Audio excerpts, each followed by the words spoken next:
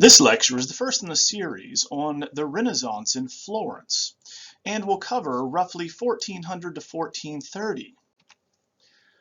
Now, the information that we get about the Renaissance comes largely from Giorgio Vasari, the great artist biographer, who would publish his Lives of the Artists in 1550 and in a greatly expanded version in 1568. In the Lives of the Artists, Vasari lays out three periods that each have their respective heroes, or artists that introduced something new that would eventually lead to the perfection seen in the art of Michelangelo, according to Vasari. Of these three periods, he begins with the Trecento of the 14th century, roughly the 1300s. In this period, he's going to point out that Giotto is going to be responsible for bringing a renewed naturalism and attention to nature, which had been sorely overlooked through the course of the Middle Ages, according to this artist biographer. In the 15th century, or the Quattrocento, the 1400s, we have a range of important artists making important discoveries and establishing rules that they could be followed by. The painter in this period that was the most important, according to Vasari, would be Masaccio, or Big Ugly Tom, as we will discuss him. He is going to start using linear perspective in his works. Donatello will be the first great sculptor of the period that we'll discuss, of course, producing works like David, and is going to refine and bring back bronze hollow casting. And finally, Brunelleschi, that we'll talk about today, the great architect, is able to complete the Florentine Duomo. Now, if you look at the three masters of the Quattrocento, you'll notice that they have all three of the fine arts identified: painting, sculpture, and architecture here. And Vasari is the one to clarify these various categories for the fine arts for the first time, and it will be established moving forward, as will be the idea of the artist, most singularly pointed out in the enigmatic character of Michelangelo, who is the only hero of the Cinquecento, the 16th century, because Michelangelo is not only a painter, not only a sculptor, but is also an architect. He can do all three, and thus, according to Vasari, represents perfection that one cannot move beyond. If we look at the evolution in the same type of sculpture, say a freestanding male sculpture, we can see the evolution throughout the Renaissance. Now, where Vasari begins his story would be the late medieval period, whereby the International Gothic is going to dominate. And the International Gothic, popular between 1300 and well into the Renaissance in 1430, as it was commissioned by the most wealthy patrons in Italy and, of course, Europe in general. It is defined by an elegance, a courtly elegance of sweeping curves, curls, and perfection. So we'll notice that the attention to anatomical detail is not really present, but is overridden by this interest in conveying elegance.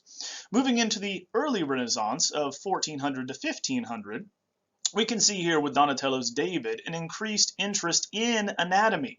This is in fact the first freestanding nude since antiquity, and so very important, commissioned by the Medici. So here we have a figure standing in contrapposto pose, twisting but still anatomically correct.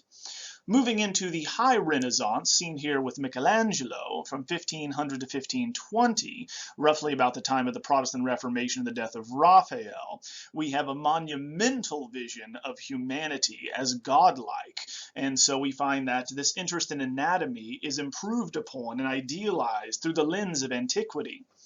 Finally, we'll turn to the late Renaissance from 1520 to 1600, whereby there is a crisis of faith in these Catholic areas, especially in Italy, that is brought about by the Catholic Reformation. So we see this type of grandfather effect, a returning to the earlier international Gothic style that preferences elongation and this type of courtly elegance, where we'll find bodies will be twisting and turning and contorted more and more, as they say at the time, like an upward licking flame.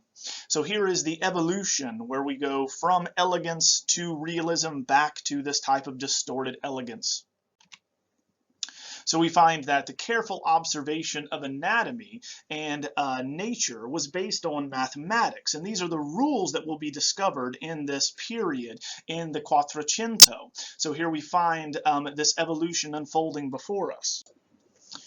Vasari is, of course, writing from Florence, which is, of course, known as the cradle of the Renaissance, where this rebirth of Greco-Roman ideals would take place. And we must remember that's what the Renaissance means. Renaissance in French, rebirth. In Italian, it's actually Rinascimento, but it also literally means rebirth. But rebirth of what? Specifically, as Vasari and others saw it, like Petrarch before him, a rebirth of antiquity, when we had this brilliant light of the Roman Empire and of the ancient Greeks who brought us philosophy, art, and all of these ideals. So they look to rekindle that, moving away from what happened in the Middle Ages. Now, Florence, we should note, is just one of many geopolitical entities on the Italian peninsula. It is not a unified state and would not be until the 1870s. And this is, of course, something that's important to remember. If you go to Italy today, they still have a very distinct understanding of being Florentine, Sienese, Venetian, Roman. They do not consider themselves Italian, for instance. And Florence is nestled just, of course, north of Siena and, of course, west of the Papal States in Tuscany. Now, the large swath of area that we see here to their east is actually controlled by the Pope, who was not only the religious ruler as the Pope, but the secular ruler of these city-states here.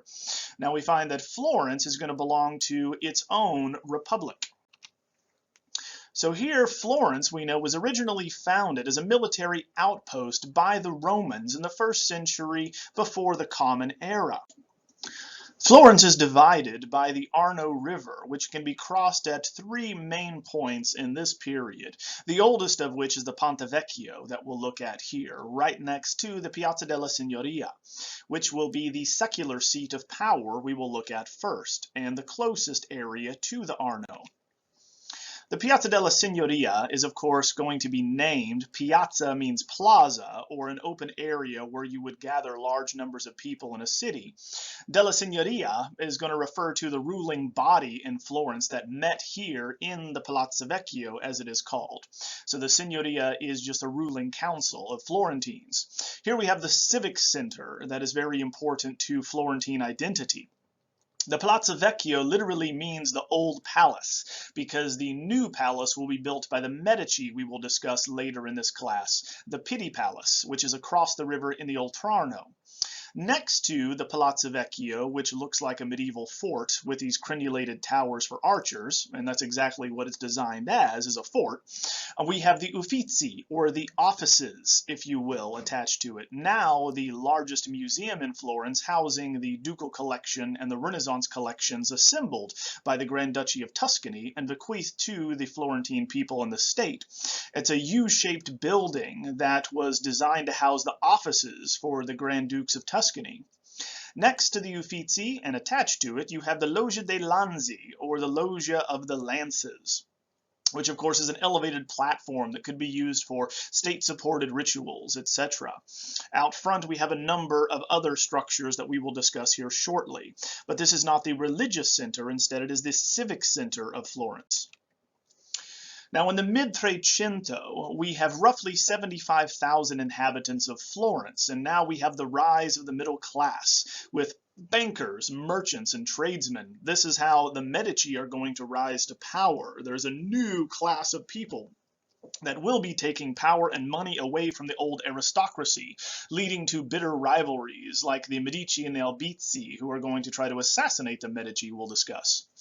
So here we find in the Palazzo Vecchio, housing the Republican Commune, or Comune, as the Italians would say. That's the democratically elected officials, though more closely, as we would understand it, an oligarchy, for they elect the most wealthy heads of the families in Florence.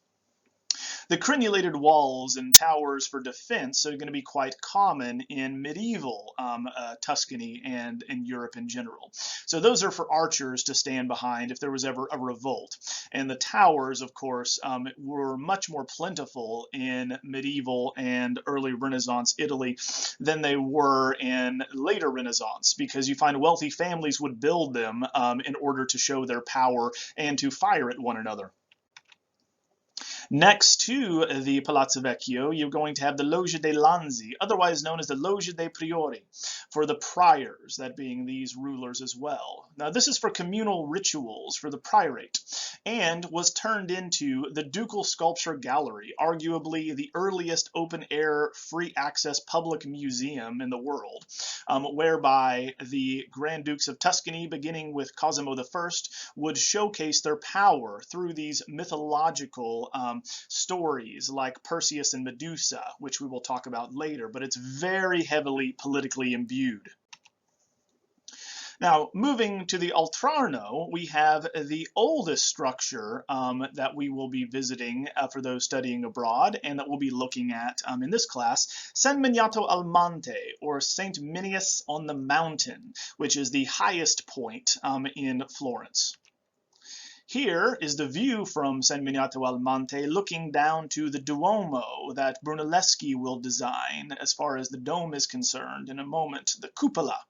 Now here we have a Benedictine monastery that has obviously a monastery attached to it and large cemetery, so a very beautiful area, and the architecture is very much Romanesque of the period it was built between 1062 and 1150. Now, the color scheme here is going to be quite common in Florence, as we'll see this pietra serena stone, which is going to be white and green. We will also see a gray in other structures, but the white and green is the most common color scheme of the later Middle Ages. Here at the top, we can see an interest in geometry, so common in reviving that ancient interest in mathematics, as well as a mosaic, very common for the Italo-Byzantine style of the period. The Italo-Byzantine style, as the name suggests, brings together the Italian style with the Byzantine, which, of course, if you have taken a medieval class on Byzantine art, you'll know that they are going to prefer using mosaics, or these colored pieces of stone and glass, or tesserae, and gold, and abstracting in the stylized fashion the figures in order to communicate their spiritual permanence and essence, if you will. Here we're going to have obviously Christ on the throne, raising his right hand as far as the blessing of benediction with two fingers. With his left he holds once again the word of God, and he has his cruciform halo behind his head, which is the X shape that we have here. Only Christ, or Christ as God, has this halo. The Virgin Mary is going to be to the left, dressed in blue, and then we have Saint Minius, the person for which this monastery is founded, to the right.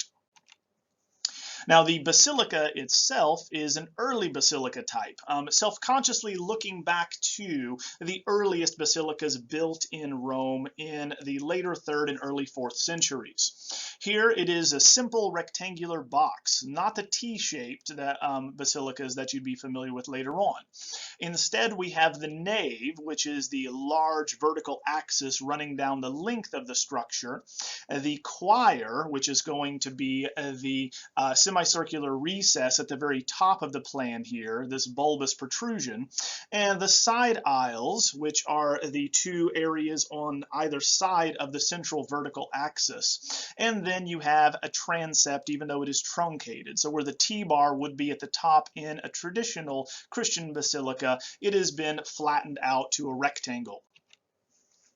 Now, early Christian basilicas also would have had a wooden roof, and even though elsewhere in Europe in the Romanesque period, we see these roofs are going to now be made of stone, such as in Germany and France, the Italians, because of their proximity to these earliest structures, knew that they were made of wood and wanted to retain that connection with the earliest Christians. So here we can see the wooden timbers on the roof that are, of course, carved and wonderfully painted and decorated. Now it does have a tripartite elevation here, meaning there are three different stories, if you were, to this given structure, and that's because we have the crypt with Saint Minius or San Miniato down below. And of course, when you're entering any crypt, you of course do not talk and merely either light a candle or say a prayer, have a silent moment, and then leave. Talking is going to be discouraged in the holiest areas. Here is a view into the crypt as you move down, and there are some pews and some benches for people to come down, view and venerate this saint, and then leave.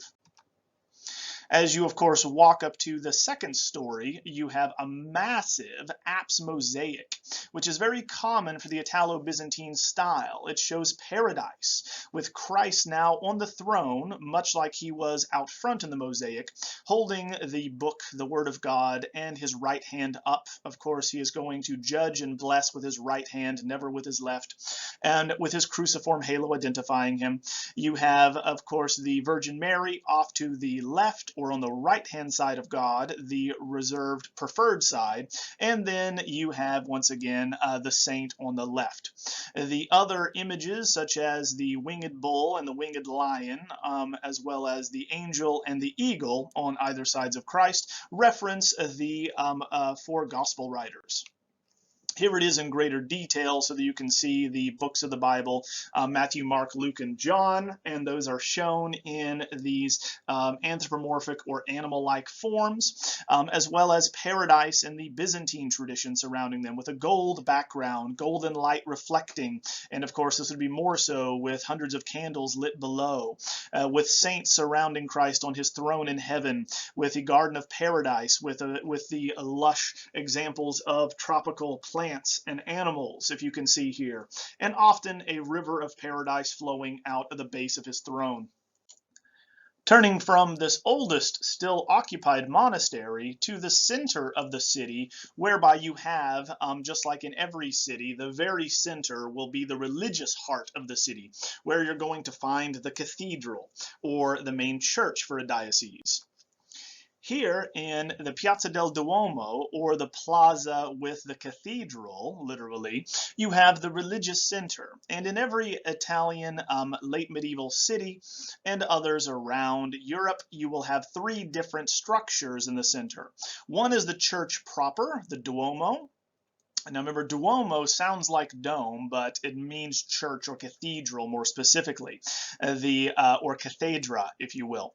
The dome in this example, which of course most churches do not have a dome, as we'll discuss, is actually called the cupola.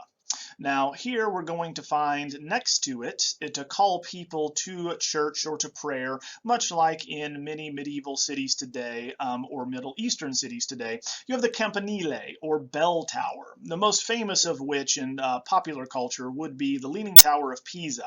And this merely has a bell to, of course, inform everyone of religious festivals, of times for church, of feasts, etc. In front of that, and separate from the church, unlike what would be more familiar to us today, you have the baptistry. And so people would have to be baptized before they could actually enter the church. Now, the baptistry is the oldest of these structures, the foundations of which come from a 5th century Roman bath. Very appropriate to convert that as you would baptize non-Christians or Gentiles and bring them into the fold of Christ. Now, baptistries of this period, the medieval period that is, are going to be octagonal in shape. Now, the reason for this is that it has 8 sides, and this is a symbol of regeneration. For Christians, it references the days of creation, for you have 6 days identified where God creates in the book of Genesis, then a day of rest, and finally a day of recreation through baptism. So therefore 8 represents resurrection. We die in baptism and are reborn into the church. Now the shape will be very important for the Renaissance to come, for it combines the circle of a dome with the base of a square. Thus, we find that the square references Earth, or the terrestrial sphere that we are in, as in the four corners of the Earth, the flat areas, etc., that we have in popular culture. The circle, because it has no beginning or end, references eternity, therefore the dome of the heavens, the celestial spheres. You bring those together and you have 8 sides, thus an octagon. So we move from Earth to heaven with a baptistry. You will note the same white marble revetment, or the thin pieces of stone put on a surface or a facade. It's not made entirely of marble, so it's a revetment. And it also has dark green banding. So these color schemes are seen throughout the city and are continued on the cathedral and the campanile. You'll also note the consistent interest in geometry and geometrical motifs on each one of these structures because they're built almost at the same time. Now, inside, you'll notice that the baptistry, while not being a hemispherical dome like that of the Pantheon, which is going to be a half circle, still is going to give you the sense of a large open area with an oculus in the center, right in the middle to let in light. The mosaic on this is going to show the Last Judgment. Now, for the baptistry, we have a competition set, which really launches the Renaissance as we know it. For the competition is going to be to decorate the east doors of the baptistry, and was sponsored by the Arte di Calamala, or the Wool Merchants Guild, the most powerful and richest guild in Florence at the time, in 1401. This sought entries, which were largely Tuscan artists, to show what they would do with the same theme of Abraham and Isaac. The 2 finalists, which are now housed in the Bargello Museum in Florence, which is the Renaissance Sculpture Museum, is going to be that of Filippo Brunelleschi and Lorenzo Ghiberti. So these 2 great goldsmiths and sculptors would be the finalists. One would go on to win the commission for the baptistry, the other would go on to complete the Florentine Cathedral, each being successful in their own right. Now, looking at the sacrifice of Isaac by Abraham here, which is where the artists were to show the moment that Abraham was plunging the knife towards his son Isaac, being asked by God to sacrifice his only son, we have the angel coming in and stopping them. We find that Brunelleschi took a very different approach. In Brunelleschi's version, we have several pieces that are put together, making it more expensive. But Lorenzo Ghiberti, who would ultimately win the competition, cast his in one hollow piece, making it, of course, cheaper, but also his narrative was much more urgent and affecting, as we have Abraham here swinging the knife towards Isaac's throat, while the angel coming in at a foreshortened angle is not quite there to stop him. So there is greater drama associated with his version. You'll note as well that Ghiberti, taking his cue from the requirements of the competition, incorporated classical models, for the body of Isaac is not one of a adolescent male, but instead of a very heroic and muscular figure that is taken from classical statuary. Therefore, not only did he cite classical sources, he also innovated with this new type of narrative and with this competition that is set up. These are the hallmarks of the Florentine Renaissance. Use classical models for inspiration, innovate technically and aesthetically, and then ensure the best person wins. So you have innovation much as in capitalism, and the Florentines are certainly practicing capitalism, as you'll see with their banking empire to be established shortly, that you will have new ideas coming to the fore if you set artists against each other, and they love to compete. We will return to Lorenzo Ghiberti, but now we will need to look at the loser of this competition, Filippo Brunelleschi. Now, Brunelleschi was a very original thinker when it came to engineering. He was actually trained as a goldsmith, but is now known as an architect, primarily for his work on the Florentine Dome. Now, he designed the dome of the Florentine Cathedral as part of the competition, again with Lorenzo Ghiberti being one of the finalists. But Brunelleschi would be the only one who could possibly come up with a solution that was presented. He is also credited with the invention of linear perspective at the same time, though one might consider this very important discovery to be associated with painters who would primarily take advantage of this new system. It was actually an architect. Now, linear perspective operates on a simple principle that had been known since antiquity. That is, that parallel lines, like that of a train track, are going to converge or appear to converge at a distance in a single point. Now, Brunelleschi took this idea and developed a system whereby you could convincingly suggest three-dimensional space on a two-dimensional surface mathematically. Now, this one-point linear perspective, which of course is named as such because all of the lines or orthogonals, these parallel lines that you see here, are going to converge on a single point, known as the vanishing point, where everything vanishes together. Now, if you're going to set out something for linear perspective, you begin with transecting a given square or rectangle with a horizon line, and this is where the Earth meets the sky. You'll always place your vanishing point at the very center or wherever the eye is looking. So you find that in a geometrical sense, we extend this point out to where the eye is here off to the right. Now, drawing these visual points from the eye down to the horizon, we see that they also are going to cross the orthogonals in a predictable pattern. If we then overlay additional horizontal lines, we can see that progressively the distance between each one of these squares gets shorter and shorter the higher up we come, the closer we get to the horizon. Thus, we can now identify how tall someone should be, how large a structure should be, at what angle it should be presented at, etc. Now, after discovering linear perspective, we find that Brunelleschi is going to turn his attention to the Florentine Duomo, which had begun construction in the Dugento, or the 1200s. We find that Arnolfo da Cambio is often credited as the architect who designed the very traditional interior quadripartite rib vaulting for the cathedral. So the cathedral itself is actually built in the Gothic style with pointed arches and rib vaulting.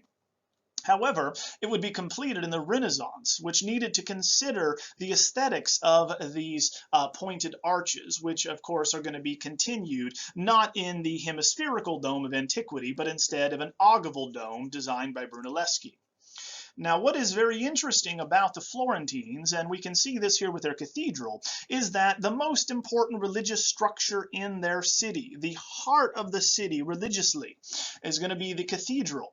They began this massive undertaking with no idea how to complete it. They had no idea how they could actually make the dome to cross this massive space. Now, at this time, Giovanni de' Medici, who is going to establish the family fortune in banking, moving from a wool merchant, and is going to be the first to start commissioning and patronizing the arts, is going to support Brunelleschi in his bid for winning the cathedral design. And it's because of Giovanni de' Medici's support that Brunelleschi was able to carry out his revolutionary technique here. Now, the problem with the Florentine Cathedral is that it's 140 feet across, or at the crossing as it's known. Now, this was just raining on the interior for over 100 years by the time Brunelleschi gets there. And so they had no idea how to actually make a covering of any type to actually span that distance without collapsing in on itself, being too heavy to support itself. And we must note that the 140-foot crossing is even bigger than the Pantheon. So here we find that the design of the cathedral is fairly standard for a Christian church. It's a basilica with a Latin cross plan. So it has an elongated central vertical axis or nave where the congregation is, and then the clergy is up where the transept is and the high altar is located. The extensions off to the side are going to be what the arm would be, the transept in this design. You'll note, of course, that it is going to be made up of exedre, which is a nod to these classical sources. Here we find that Brunelleschi is going to come up with not one solid dome, but two shells that are hollow in the middle, supported by these massive ribs that you can see on the exterior. The octagonal shape of the dome is meant to mirror and make one think of the baptistry next to it. For in the baptistry, we're connecting earth and heaven where you're baptized and are resurrected. Now the dome, and by the way, domes in every culture references the heavens in all senses of the word, is now going to be decorated with this Last Judgment scene. Again, the same subject that we have in the baptistry. Now here we have, as part of the walkway between the shells of the dome, this hollow area. So you can actually walk up to the top of the cupola, top of the dome and the lantern to get a good view of the city. So it is hollow in order to reduce the weight of the dome, which, as you can see here, is made up of masonry and bricks. So we find that there are chains as well to counter the lateral or horizontal thrust outward, or else it would just rip itself apart. And if you are in shape and enjoy feeling claustrophobic, you can walk up the 463 steps to get to the top of this dome. Now, the herringbone pattern of the dome also increases its strength, for he lays them in this spiraling pattern that you see here, not all in the same direction but interlocking, and they tilt inward. So as they're building up the dome ever increasingly in height, it is tilting more and more inward, so the bricks have to hold themselves up like interlocking pieces before you can get to the top with once again this crowning piece to hold it together. Therefore, the dome that we see here is going to have a design of these Gothic arches to match the aesthetic of the existing medieval church. But it is entirely Renaissance in this new way of thinking, and immediately becomes associated with Florentine identity. They're very proud of how large and how massive the structure is, the architectural feat that it took to accomplish. And as such, we find that even today, Florentines, who consider themselves Florentines above Italians, still are going to declare, Io sono Fiorentino di Cupolone, or I am a Florentine from the Great Dome. So it is central to their identity.